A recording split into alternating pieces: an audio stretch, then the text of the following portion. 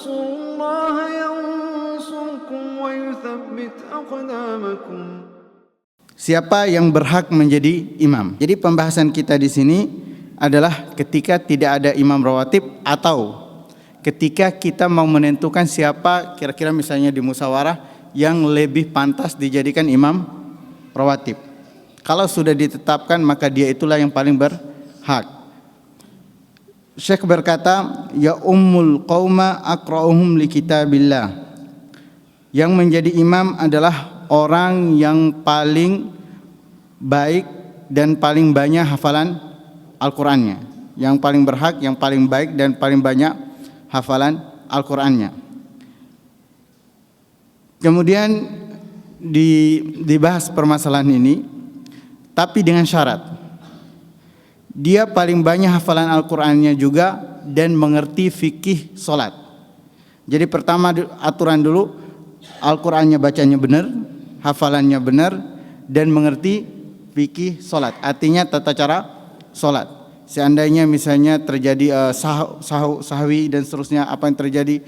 Soalnya banyak sekarang imam itu dia nggak ngerti fikih solat. Misalnya takbir intiqal, takbir ketika perpindahan itu, Allahu Akbar lagi berpindah, pas ruku baru takbir, atau pas sujud baru takbir. Artinya berubah dari takbir sujud atau takbir ruku. Artinya dia ini tidak pernah belajar fikih solat.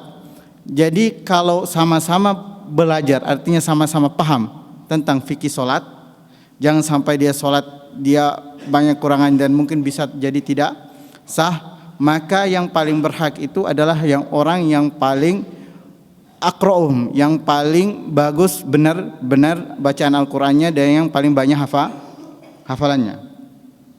Itu dengan syarat harus paham fikih salat. Kalau tidak paham fikih salat, maka yang paham itu menjadi imam walaupun hafalannya lebih sedikit.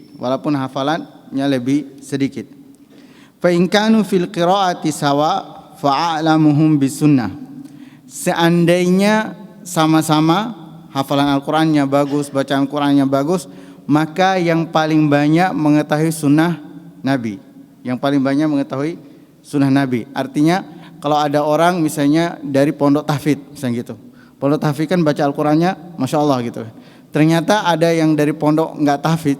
Kan pondok kan ada yang tahfidz saja dan ada yang tahfidz plus belajar memperdalam ilmu syar'i.